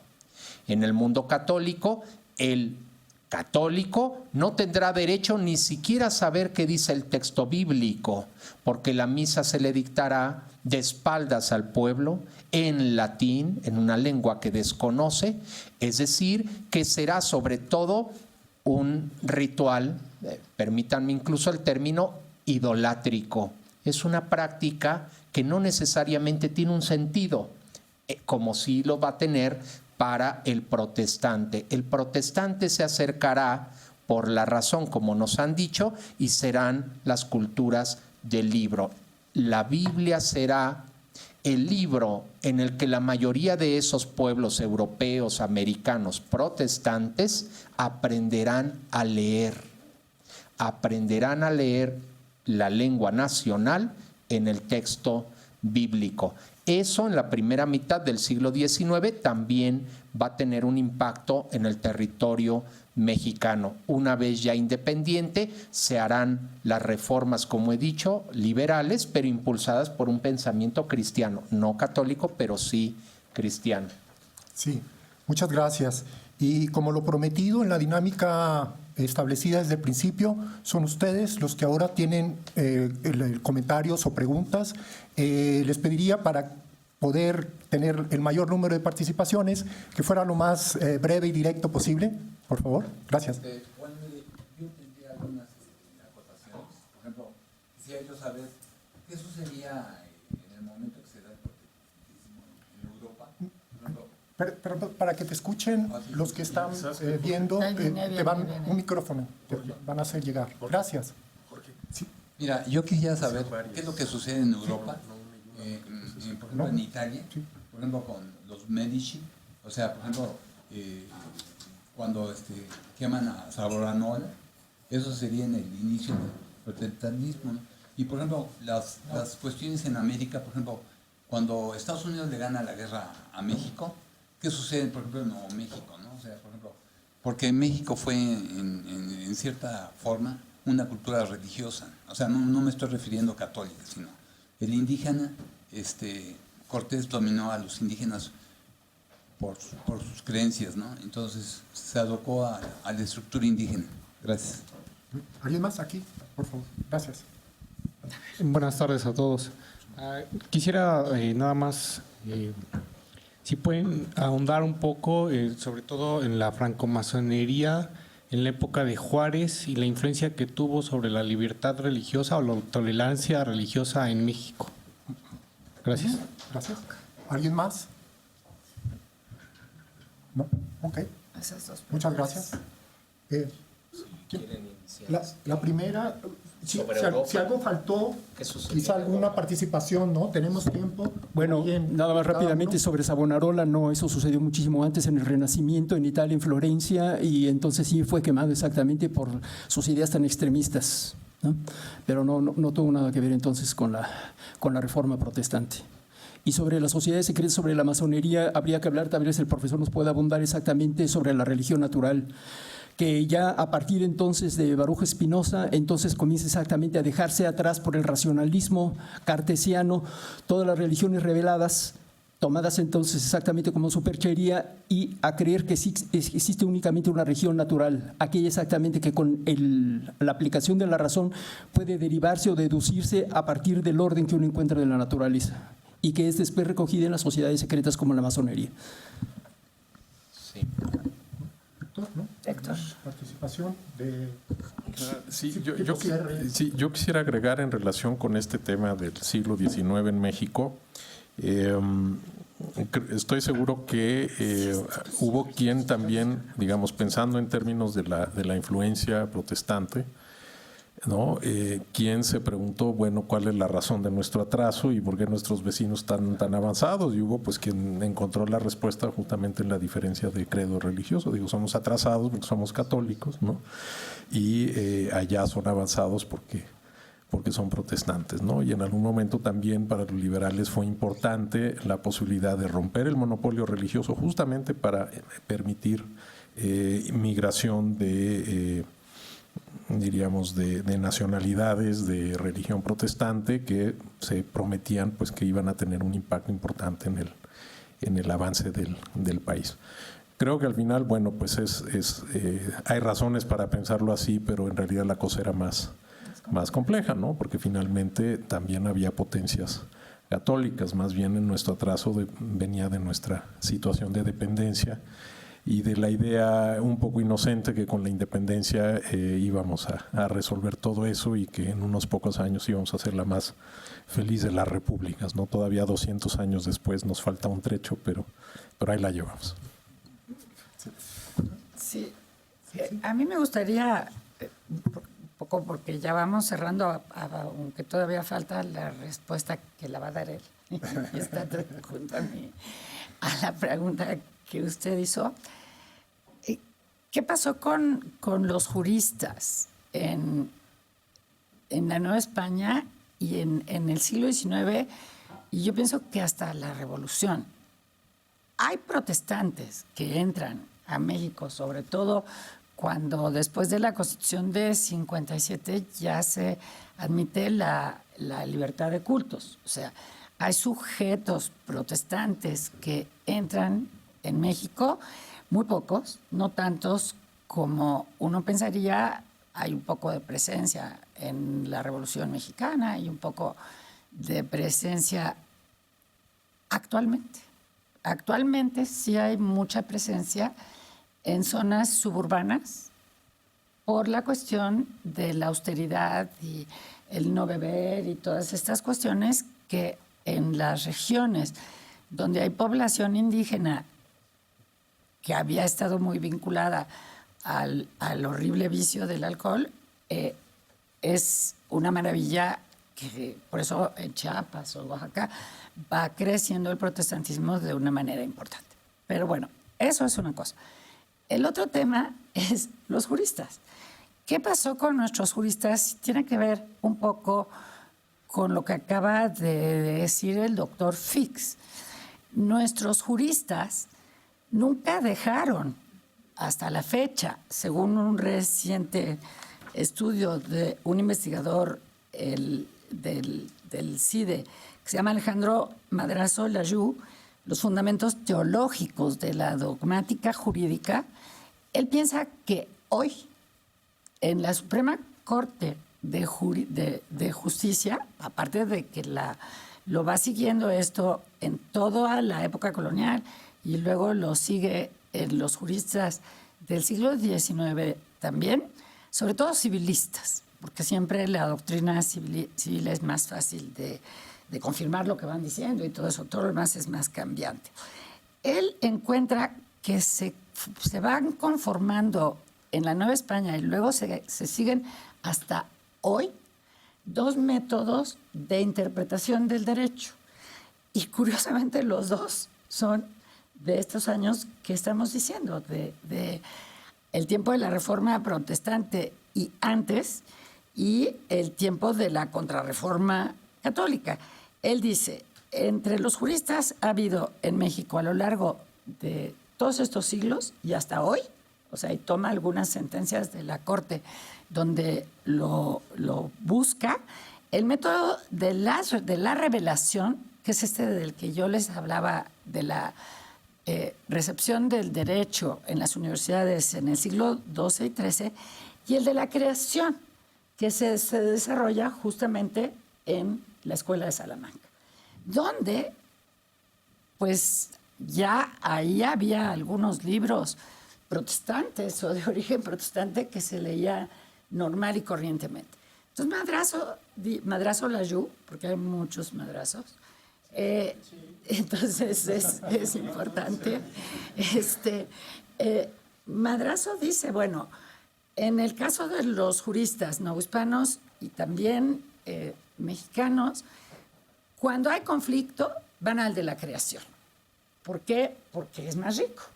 Es más rico, permite más opciones, deja que uno se salga de la caja con más facilidad. Cuando no hay conflicto, entonces nos seguimos con el de la revelación. Y él encuentra esto, y con esto termino, para que de ello chance a que le contesten a los que faltan. Él lo encuentra en la Corte actual. O sea, en las sentencias de los ministros de la Corte, si uno se pone a leer con ojos también históricos, ve este ir y venir de la revelación y la creación, pero sin salirse nunca.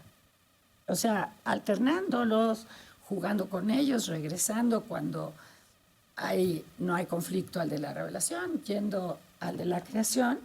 Y yo pienso que es un bonito conocimiento que antes no teníamos, que nos puede servir para salir de ese eterno atraso, o no, a lo mejor no, nada nos puede servir para salir del eterno atraso. Yo últimamente suscribo la idea del tiempo circular de nuestros antepasados prehispánicos. No, por favor, el cíclico es hacia arriba, no hacia abajo. Entonces, bueno, y con eso termino ya, doy chance, Carlos, de que... Sí, gracias. Sí. Okay. Bueno, la pregunta acerca de Girolamo Savonarola me da ocasión, me permite preguntarme un poco sobre Florencia, porque efectivamente, por un lado Savonarola, por el otro Durando Alighieri, pero sobre todo para la época que habíamos comenzado analizando de la Reforma, pensemos en Nicolás Maquiavelo, nos sitúa en esos 3 casos, con esos 3 pensadores, en una postura desde Florencia contra el papado. Y aquí hay que decir lo siguiente: presuntamente la doctrina católica pretendía conciliar política, derecho y ética. Es decir, por eso se preguntaban por cuál era el modelo ideal de gobierno, que generalmente respondieron la monarquía. ¿Y cuál monarquía? La cristiana, etcétera. Pero en este sentido planteaban que la ética no debía separarse del derecho canónico o del derecho positivo vinculado con la ley, hemos dicho, divina cristiana, interpretada católicamente, pero, repito, este vínculo entre ética y política pretendían que era inseparable. No obstante, Nicolás Maquiavelo, en 1513, a unos cuantos años antes de lo que estamos planteando ya de la Reforma, en 1513, en el libro de los Principados, de Principatibus, llamado por el editor El Príncipe, en ese libro Nicolás Maquiavelo hablará de la separación entre ética y política y dirá que lo fundamental es hablar de dos esferas distintas de moral, la moral política y la moral propiamente cristiana. El príncipe tendría que preguntarse, ¿qué es lo que quiero? ¿Ser un buen gobernante o un gobernante bueno? Si quiero ser un gobernante bueno y alcanzar la gloria y el cielo, tengo que practicar la moral cristiana. Si quiero ser un buen gobernante y mantener el imperio, debo practicar la visión de Estado. La visión de Estado.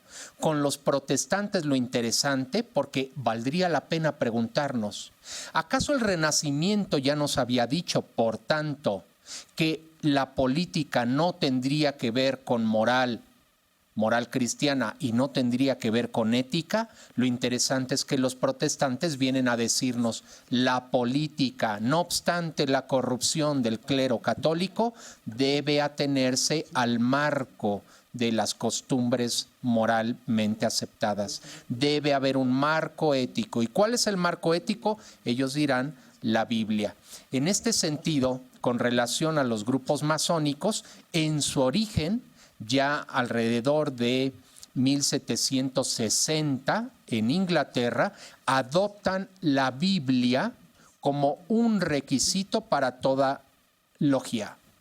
El masón tendría que jurar en la Biblia su pertenencia a la masonería. Y de ahí habrá diferentes grupos masónicos, así como también los protestantes y los reformistas fueron separándose, lo mismo va a pasar con los grupos masónicos. Ritos como el rito York, practicado en Inglaterra, por ejemplo, actualmente todavía hay una práctica del rito York, incluso del rito escocés en Inglaterra, para la cual es requisito ser cristiano trinitario mariano, creer en el Padre, en el Hijo, en el Espíritu Santo y en la Virgen María. Pero hay otro tipo de masonerías, hay un rito americano, un rito York americano, que es cristiano, pero no necesariamente trinitario ni mariano. Es decir, ahí pueden entrar varios de los protestantes, porque hay grupos protestantes que no aceptan la idea de la Inmaculada Concepción de María, etcétera, algunos dogmas, ¿de acuerdo?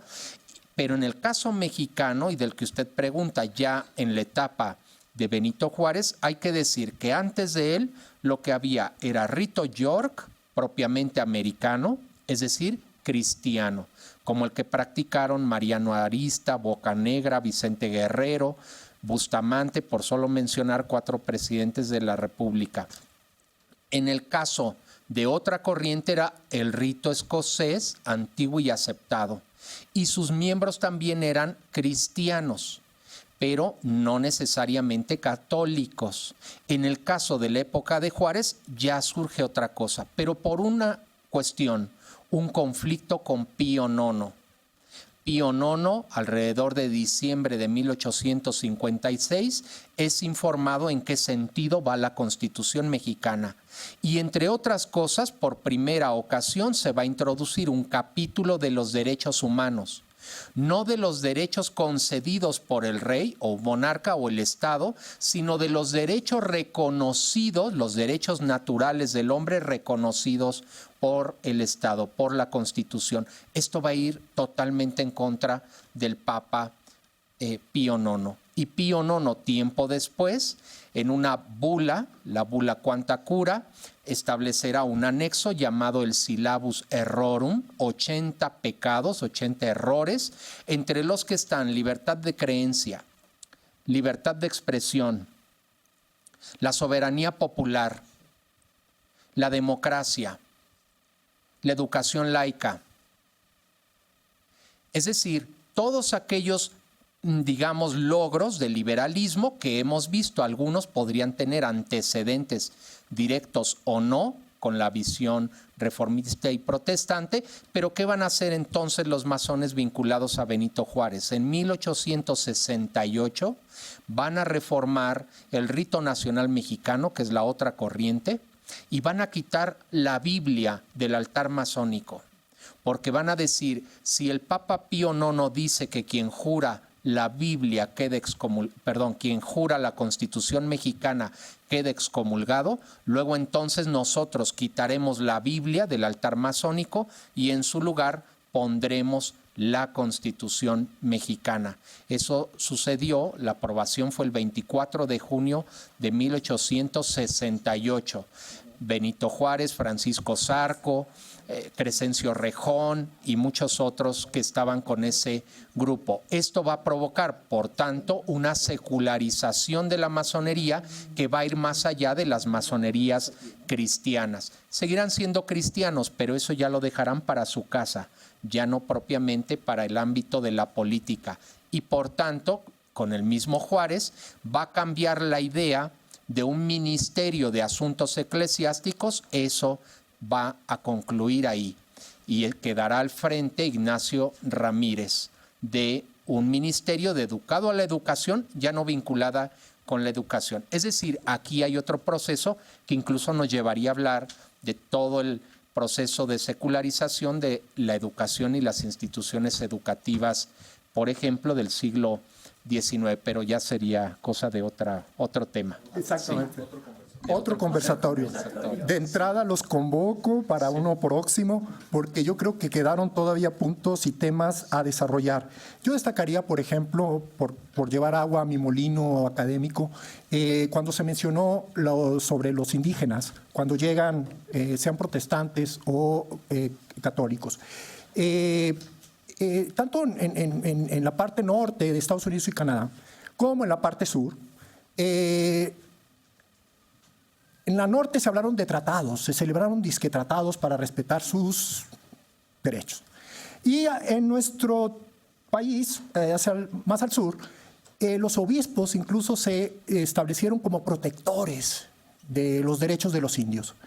En la práctica, la sabemos, fue otra. En realidad, por cuestiones religiosas, si bien no eran perseguidos por su religión, porque se entendía en la época que no la tenían, pero sí eran idólatras, como aquí bien se dijo. Luego entonces fueron combatidos en su cultura, y todavía nos ha costado, tanto a ellos como a nosotros, entender que son sujetos de derechos.